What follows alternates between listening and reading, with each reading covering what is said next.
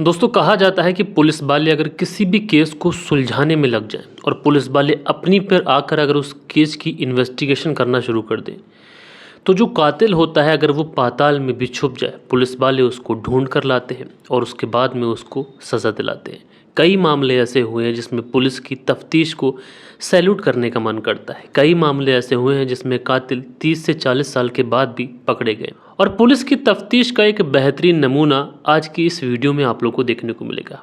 एक ऐसा कत्ल जिसमें कातिल तो छोड़ो, पुलिस को उसके बारे में भी नहीं पता था कि जिसका कत्ल हुआ है वो कौन है। उसके बावजूद भी पुलिस ने इस पूरे केस को जिस तरीके से सुलझाया वाकई सैल्यूट का काम था। और सबसे बड़ी बात ये थी कि इस केस को जब पुलिस सुलझा रही थी तो पुलिस से कोई ये कहने वाला भी नहीं था कि इस केस में थोड़ा जल्दी कीजिए, इस केस को सुलझाइए। लेकिन उसके बावजूद भी पुलिस ने जिस तरीके से इस पूरे केस में तफ्तीश की और जिस तरीके से कातिल को सलाखों के पीछे डाला गया, यकीनन दोस्तों आप लोग जब ये पूरी कहानी सुनेंगे तो आप लोग भी पुलिस के इस काम को सैल्यूट करेंगे।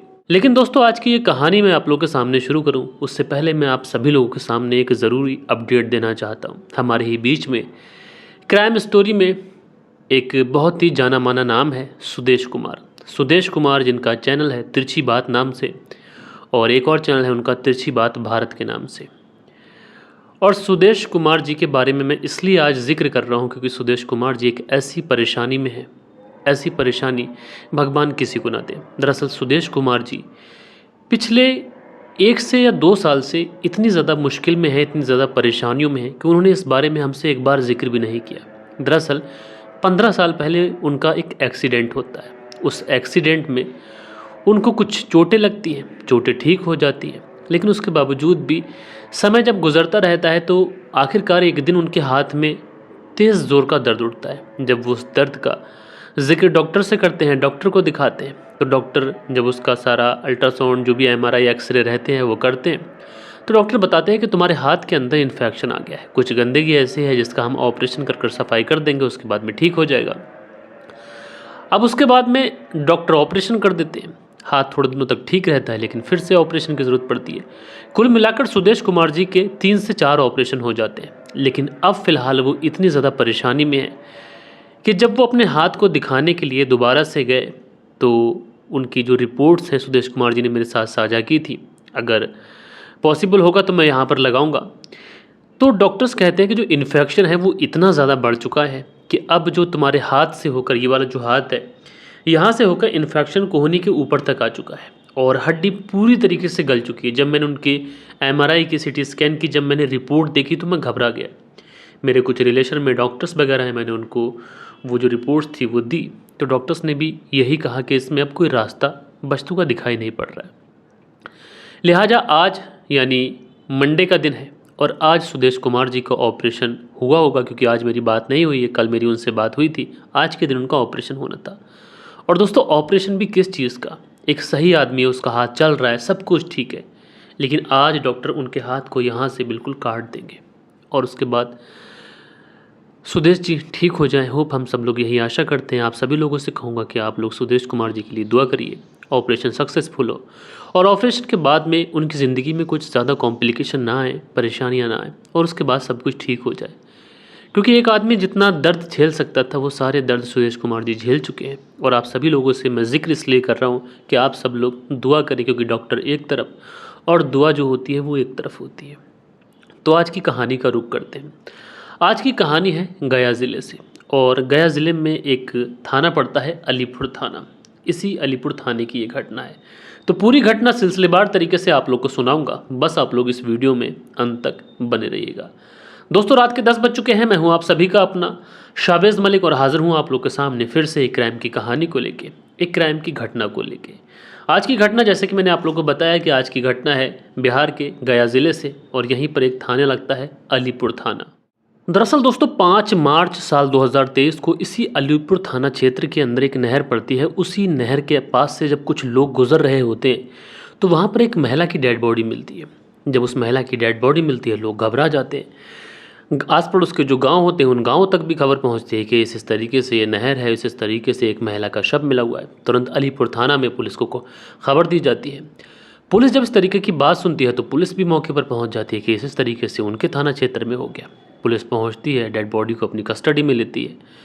डेड बॉडी को कस्टडी में लेने के बाद में सबसे पहले इस अलीपुर थाना क्षेत्र में जितने भी गांव थे आस पड़ोस के उस नहर के, सारे ही गाँव में ये इत्तला की जाती है कि एक महिला की डेड बॉडी मिली है।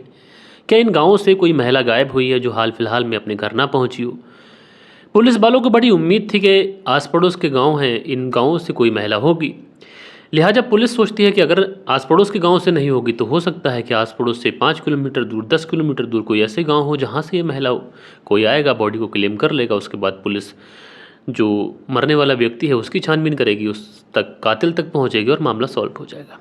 लेकिन दोस्तों, पुलिस वालों को जोर का झटका जब लगता है कि जब इन 10 गाँवों से भी पुलिस को ये पता नहीं चलता है कि आखिर इन गाँवों से कोई महिला गायब हुई है या फिर नहीं हुई है। लिहाजा पुलिस के लिए मुश्किल तो बड़ी थी, लेकिन पुलिस के लिए जितनी भी मुश्किलें थीं वो उनके काम में बाधा नहीं होने वाली थी। दरअसल पुलिस इस केस को बहुत ही सीरियसली ले रही थी। लिहाजा पुलिस वालों के सामने ये जो केस था चैलेंजिंग तो था, लेकिन मुश्किल नहीं था। इसलिए पुलिस अब इस पूरे केस को सुलझाने के लिए तरह तरीके का दिमाग लगाती है। सबसे पहले पुलिस ये क्रॉस चेक करती है कि इस महिला के पास में क्या डॉक्यूमेंट मिले हैं, क्या ऐसी चीज़ें हैं जिससे ये पता चल सके कि महिला कौन है, क्योंकि कातिल का तो पता जब ही लग पाएगा जब इस महिला का पता लग पाएगा। लिहाजा पुलिस जब इस महिला के पास में चेकिंग वगैरह करती है तो इस महिला के पास से 2 डॉक्यूमेंट मिलते हैं। एक डॉक्यूमेंट होता है रेलवे का टिकट, जो कि दीनदयाल उपाध्याय से बनारस के लिए था, और दूसरा जो डॉक्यूमेंट्स होता है ये बनारस में एक डायग्नोस्टिक सेंटर का होता है, और यहाँ पर शायद इस महिला ने अपने ट्रीटमेंट के लिए, अपने चेकअप के लिए कुछ कराया था, अपॉइंटमेंट वगैरह ली थी, वही इसके पास में पेपर था। अब पुलिस के पास में सबूत के तौर पर 2 ऐसे पेपर थे, एक रेलवे का टिकट, दूसरा एक क्लिनिक का पर्चा। लिहाजा पुलिस सबसे पहले दीनदयाल उपाध्याय रेलवे स्टेशन पहुंचती है और वहां पर जो सीसीटीवी कैमरास वगैरह होते हैं ये चेक करने की कोशिश करती है, जिससे ये पता चल सके कि ये महिला कौन है कौन नहीं है। लिहाजा वहाँ से तो जब पता नहीं चलता है तो उसके बाद में पुलिस जो थी वो बनारस के लिए निकल जाती है और ये जो क्लिनिक था यहाँ पर पहुँचती है। इस क्लिनिक में पहुँचने के बाद में सबसे पहले जो रसीद इस महिला के पास में थी वो उस क्लिनिक में जमा की जाती है और बताया जाता है कि इस महिला को क्या तुम जानते हो। तो डॉक्टर थोड़ा समय मांगते हैं और समय मांगने के बाद में इसका चेकिंग वगैरह करते हैं तो डॉक्टर जो कहते हैं कि हाँ ठीक है, ये महिला को हमने ही देखा था, इसका जांच वगैरह हमने ही की थी। दरअसल ये जो महिला है ये प्रेग्नेंट है। उसके बाद में पुलिस वाले पता करते हैं कि ये महिला कौन है, इसका नाम क्या है और इसके साथ में क्या कोई व्यक्ति आया था। तो वहाँ पर डॉक्टर्स की साइड से जो कुछ इन्फॉर्मेशन वहाँ पर ली गई थी वहाँ से बताया जाता है, क्योंकि पुलिस पूछ रही है तो बता दिया जाता है कि इस महिला का नाम लक्ष्मी है और जो कि रहने वाली है औरंगाबाद, एक झटिया गांव पड़ता है वहाँ भी। अब वो औरंगाबाद की रहने वाली है, इसका जो शव मिला है ये गया में मिला है और ये बनारस जा रही थी। लिहाजा पुलिस के लिए अब इस मामले में थोड़ा बहुत तो कुछ ऐसा मिला था जिससे पुलिस अपनी पूरी छानबीन कर सके। लिहाजा फिर से पुलिस इस दीनदयाल उपाध्याय रेलवे स्टेशन पहुंचती है और यहाँ पर कुछ सीसीटीवी वगैरह चेक करती है कि इसके साथ में अगर कोई व्यक्ति आया था तो उसका कोई फुटेज वगैरह मिल जाए। उसके बाद में जो क्लिनिक था वहाँ से भी कुछ सीसीटीवी फुटेज लिए जाते हैं तो उसमें उस आदमी की सीसीटीवी फुटेज तो मिल जाती है। लिहाजा पुलिस अब इस औरंगाबाद के झिटिया गाँव पहुँचती है और झिटिया गाँव पहुँचने के बाद में सबसे पहले इस महिला के बारे में पता किया जाता है। तो पता चलता है ये जो महिला है जिसका नाम लक्ष्मी है ये किसी रघु नाम के व्यक्ति की पत्नी है। अब पुलिस के लिए ये चीज़ें साफ़ हो चुकी थी कि जो लक्ष्मी है ये अपने पति रघु के साथ वहाँ पर गई होगी। अगर कोई नहीं बता पाया इस महिला के बारे में तो अब रघु तो सब कुछ बता ही देगा। लिहाजा पुलिस अब इस रघु के पास पहुँचती है, इसकी तलाश करती है और ये जो रघु था ये पुलिस को मिल जाता है। अब पुलिस वाले सबसे पहले इस महिला का जो पति होता है उस पति से पूछताछ करते हैं, क्या तुम्हारी पत्नी कहीं गई थी और तुम क्या उसके साथ गए थे? तो जो रघु होता है वो पुलिस को बताता है कि साहब मैं तो अपनी पत्नी के साथ गया ही नहीं, दरअसल उसकी पत्नी बनारस में नौकरी करती थी और ऐसा कुछ तो है नहीं कि हाल फिलहाल में मैं अपनी पत्नी के साथ कहीं गया हूँ। उसके बाद में पुलिस वाले सारी बात बताते हैं और कहते हैं कि तुम्हारी पत्नी प्रेग्नेंट थी। तो जो रघु होता है वो कहता है कि दरअसल मेरी पत्नी प्रेग्नेंट है, इसके बारे में तो मुझे पता ही नहीं। अब उसके बाद में पुलिस वालों के लिए ये बड़ी मुश्किल थी कि पुलिस वाले आखिरकार एक सीसीटीवी फुटेज के आधार पर उस व्यक्ति को खोज पाते जिसका सीसीटीवी फुटेज आया है इस महिला के साथ में, लक्ष्मी के साथ में।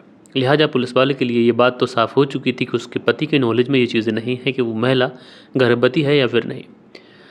अब उसके बाद में पुलिस वाले सबसे पहले सोचते हैं कि आखिर इस व्यक्ति के बारे में कैसे पता लगाया जाए। उसके बाद में पुलिस वाले बस फॉर्मेलिटी के तौर पर सोचते हैं कि क्यों ना जो तस्वीर सीसीटीवी फुटेज में हमें मिली है वो एक बार इस व्यक्ति को दिखाई जाए, रघु को दिखाई जाए। हो सकता है कि ये उस व्यक्ति को जानता हो। अब चूंकि पुलिस वालों को इस पूरे मामले में कोई उम्मीद तो नहीं थी कि रघु उसको जानता होगा, लेकिन फिर भी पुलिस वाले औपचारिक तौर पर उस तस्वीर को इस रघु को दिखाते हैं। अब रघु जैसे ही उस तस्वीर को देखता है तो चीखते हुए कहता है, ये तो हमारे गांव का रहने वाला शंभू है। लेकिन शंभू मेरी पत्नी के साथ में क्या कर रहा है? उसके बाद में रघु सोचता है कि हो सकता है क्योंकि शंभू भी बनारस में नौकरी करता है, उस दौरान इसकी पत्नी भी बनारस में नौकरी करती थी, इस दौरान दोस्ती वगैरह हो गई हो, मदद वगैरह के लिए बुला लिया हो। लेकिन ये जो शंभू है ये अच्छा व्यक्ति है, इसने कुछ गलत तो किया नहीं होगा मेरी पत्नी के साथ में, लिहाजा शंभू पे शक करना बेकार है। अब पुलिस वाले जो थे बड़ी अचरज में फंस जाते हैं कि एक तरफ एक व्यक्ति है जो उसकी पत्नी के साथ में देखा गया, पत्नी का मर्डर हुआ है, लेकिन पति इस तरीके की बातें बोल रहा है। लेकिन पुलिस वाले सोचते हैं कि इन्वेस्टिगेशन तो करनी पड़ेगी, अब चाहे पति कुछ भी बोलता हो। लिहाजा पुलिस वाले सोचते हैं कि जो शंभू है एक बार इसको क्यों ना उठा लिया जाए, और उठाने के बाद में एक बार इससे सख्ती से पूछताछ की जाए। अब उसके बाद में पुलिस वाले शंभू का मोबाइल नंबर लेते हैं, इसकी लोकेशन ट्रैक करते हैं और सीधा इसको उठा लेते हैं। उठाने के बाद में इसको पुलिस थाने लेके आते हैं, और पुलिस थाने लाने के बाद में अपना जो पुलिस वाला अंदाज़ होता है उस अंदाज से इससे पूछताछ करते हैं। कभी घुमा फिरा कर पूछताछ कहते हैं कि अपना जुर्म कबूल कर लो, कभी कहते हैं कि तुम्हारा भांडा फूट चुका है, इसलिए बेहतर यही होगा कि तुम सब कुछ सीधे सीधे बता दो, कहीं ऐसा ना हो कि हमें अपना अंदाज़ दिखाना पड़े, हमें तुम्हारे साथ में कुछ बातचीत करनी पड़े अपने अंदाज में। लिहाजा जो शंभू होता है ये भी काफ़ी परिपक्व किस्म का इंसान होता है। ये कहता है कि साहब, जो महिला लक्ष्मी थी ये तो सिर्फ उसकी एक दोस्त थी, जब वो प्रेग्नेंट थी तो उसने मुझसे मदद मांगी, मैं उसको उस डायग्नोस्टिक सेंटर लेके गया, और उसके बाद में वो कहाँ गई कहाँ नहीं गई मुझे इस बारे में बिल्कुल नहीं पता।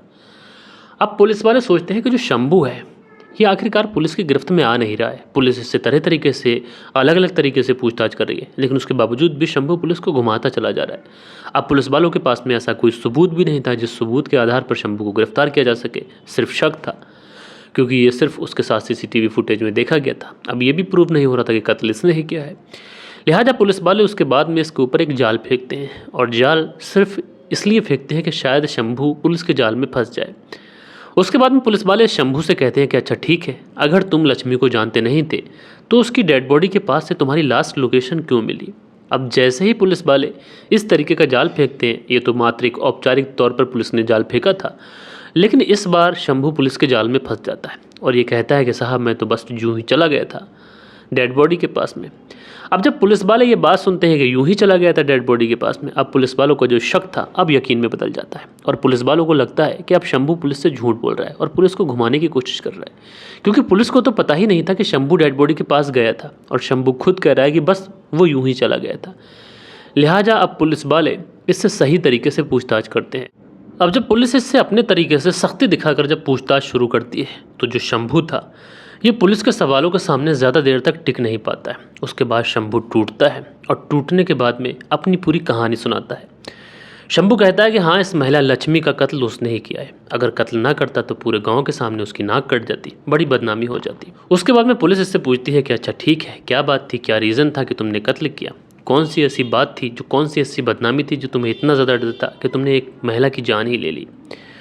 तो उसके बाद में शंभू बताता है कि दरअसल मैं बनारस में रहकर नौकरी करता हूँ, और ये जो महिला है लक्ष्मी है ये उसके ही गांव की रहने वाली है, उसके ही गांव में उसकी शादी हुई है रघु नाम के व्यक्ति के साथ में। अब चूंकि ये महिला पढ़ी लिखी थी, पति अनपढ़ था, पति गांव में ही रह के काम करता था, इसलिए इस महिला की नौकरी भी बनारस के अंदर लग जाती है। अब ये महिला भी बनारस के अंदर आ जाती है और मैं भी बनारस के अंदर था। चूँकि मुझे नहीं पता था कि ये महिला बनारस के अंदर है, इसलिए एक बार जब ऑटो से मैं अपनी ड्यूटी फिनिश कर जा रहा होता तो उसी समय मेरी मुलाकात इस लक्ष्मी से होती है। देखते ही मैं इसको पहचान लेता हूँ। अच्छा, लक्ष्मी जब इस शंभू को देखती है तो उसकी भी आंखें बड़ी हो जाती हैं कि उसके ही गांव का रहने वाला एक व्यक्ति एक अनजान शहर में उसको मिल गया है। आमतौर पर दोस्तों ऐसा होता है कि अगर हम किसी अनजान शहर में हों, किसी बड़े शहर के अंदर हों, और हम अपने आस पड़ोस के किसी व्यक्ति को देखते हैं तो हमें बड़ा खुशी होती है, हमें बड़ा अच्छा फील होता है। हम उसके पास जाते हैं, बात करते हैं, पूछते हैं गाँव में सब ठीक है वगैरह वगैरह। इसी तरीके से लक्ष्मी जब शंभू को देखती है तो इसकी भी खुशी का ठिकाना नहीं रहता है।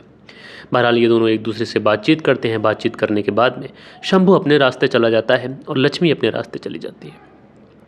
अब उसके बाद में थोड़ा सा समय और गुजरता है, फिर से शंभू और लक्ष्मी की मुलाकात होती है। लेकिन इस बार जब इन दोनों की मुलाकात होती है तो इन दोनों के बीच में काफ़ी ज़्यादा बात होती है, और जब ये लोग एक दूसरे को छोड़कर अपने अपने कमरों की तरफ जा रहे होते हैं तो उसी समय शंभू लक्ष्मी से कहता है कि एक काम करिए, तुम मेरा नंबर अपने पास रख लो, हो सकता है कि अनजान शहर में तुम्हें किसी मदद की ज़रूरत पड़ जाए, किसी काम की ज़रूरत पड़ जाए, तो तुम मुझे बेझिझक फ़ोन कर देना। मैं रात के अंधेरे में भी तुम्हारी मदद के लिए चला आऊँगा। अच्छा, जो लक्ष्मी होती है वो शंभू को अपना मोबाइल नंबर दे देती है। उधर जो शंभू था ये लक्ष्मी को अपना मोबाइल नंबर दे देता है। लक्ष्मी थोड़ा सा मुस्कुराती है और उसके बाद वहाँ से चली जाती है। शंभू अपने काम से चला जाता है, अपने रूम पर चला जाता है। धीरे धीरे वक्त गुजरने लगता है। दोनों की जो यादें थीं, दोनों एक दूसरे से मिले थे, ये सारी चीज़ें ओझल होने लगती हैं। क्योंकि दोस्तों, हम लोग किसी से मिलते हैं तो उसके बाद में अपने कामकाज में उसको भूल जाते हैं। कोई ऐसा अट्रैक्शन तो हुआ नहीं था कि जो उसको याद रखा जाए। लेकिन थोड़ा समय गुजरता है, उसके बाद में अचानक से शंभू के मोबाइल पर एक कॉल आता है। जब ये कॉल आता है, शंभू पूछता है कि कौन बोल रहा है, क्योंकि शंभू भूल चुका था कि उसने किसी को मोबाइल नंबर भी दिया था। उधर से लक्ष्मी कहती है कि मैं लक्ष्मी बोल रही हूँ और हमारी मुलाकात हुई थी जब हम लोग ऑटो से जा रहे थे और मैं तुम्हारे ही गाँव की रहने वाली हूँ। शंभू तुरंत उसको पहचान लेता है, कहता है हाँ हाँ, मैंने पहचान लिया तुमको। उसके बाद में इन दोनों की बातचीत शुरू होती है। गाँव में क्या हो रहा है, किस तरीके से शहर में रह रहे हो, क्या हो रहा है, नौकरी कैसी चल रही है, ये सारी चीज़ें, तरह तरीके की बातें इन दोनों के बीच में होने लगती हैं। अब चूंकि शंभू भी वहाँ पर अकेला रहता था, लक्ष्मी भी अकेले रहती थी, दोनों को टाइम स्पेंड करने का एक अच्छा जरिया मिल चुका था। जबकि लक्ष्मी को चाहिए था कि वो खाली वक्त में अपने पति से बात करे, लेकिन जब भी नौकरी से छूट के आती ये तुरंत शंभू को कॉल लगा लेती, उससे बात करना शुरू कर देती। जब भी रघु उसका पति उससे पूछता फ़ोन करने के बारे में, तो कहती कि ऑफिस से लेट आई है और घर पे भी थोड़ा काम रहता है, खाना वगैरह सारी चीज़ें होती है, जब टाइम मिलता है तुमको कॉल कर लेती हूँ। अच्छा, रघु बेचारा सीधा साधा आदमी, वो कहता है कि चलो ठीक है, लेकिन फ़ोन कर लिया करो और अपना ख्याल रखा करो। उधर जो लक्ष्मी थी ये शंभू से लगातार बात कर रही थी और ये बात होते होते इन दोनों के बीच में दोस्ती बढ़ती है। दोस्ती धीरे धीरे प्यार में बदल जाती है। अब इन दोनों में जो प्यार था ये परवान चढ़ चुका था। अब दोनों एक दूसरे के हाथ में हाथ डालकर बनारस की गलियों में घूमने लगे थे। कहीं खाना खाते, कहीं घूमते, होटल जाते। इसी तरीके से ये सारी चीज़ें होती रहती हैं और होते करते ये दोनों एक दूसरे के प्यार में पड़ जाते हैं। जब प्यार इनका इस कदर बढ़ता है तो आजकल का प्यार कि इधर प्यार हो इधर शारीरिक संबंध बने, उसके बाद में दोनों के बीच में शारीरिक संबंध बन जाते हैं। अच्छा, शुरुआत में तो ना लक्ष्मी को ये पता था कि वो गलत कर रही है, शादीशुदा है, ना शंभू को ये पता था कि वो गलत कर रहा है। अपने मज़े के लिए, अपने स्वार्थ के लिए दोनों एक दूसरे के करीब आ जाते हैं। लेकिन जैसे जैसे वक्त गुजरता है, अचानक से एक दिन लक्ष्मी के पेट में बहुत ज़ोर का दर्द उठता है। जब उसके पेट में ज़ोर का दर्द उठता है, वो शंभू से कहती है कि उसके पेट में दर्द उठा है। अच्छा, शंभू लक्ष्मी से कहता है कि ठीक है, तुम्हारा अल्ट्रासाउंड करा लेते हैं, हो सकता है कि स्टोन वगैरह हो गया हो।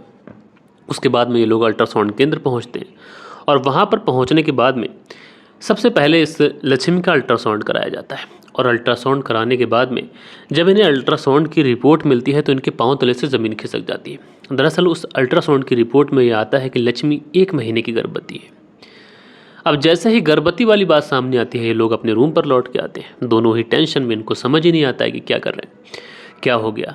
अच्छा, शंभू जिसने शुरुआत में मज़े के लिए ये सब कुछ किया था, उसको नहीं पता था कि आखिरकार इस तरीके की चीज़ें हो जाएंगी और आगे चलकर यही सारी चीज़ें उसकी गले की फांस बन जाएंगी। अब शंभू लक्ष्मी से कहता है कि इस बच्चे को गिरा दो, ऑपरेशन करा लो, नहीं तो हमारी बड़ी बदनामी हो जाएगी समाज के अंदर, क्योंकि तुम यहाँ पर रह रही हो, पति तुम्हारा गाँव में रहता है, तुम 1 महीने की गर्भवती हो गई, ये बात गाँव में पता चलेगी तो बड़ी बदनामी हो जाएगी।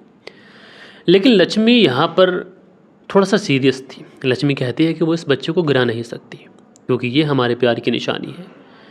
भले ही किसी को पता चलता है तो चल जाने दीजिए, भले ही किसी को मालूम पड़ता है तो मालूम चल जाने दीजिए, लेकिन इस बच्चे को मैं नहीं गिराऊंगी। लेकिन शंभू उसके ऊपर प्रेशर डालता है कि इस बच्चे को तुम गिरा दो, क्योंकि मैं भी शादीशुदा हूँ, तुम भी शादीशुदा हो, दोनों ही शादी करने की स्थिति में नहीं है।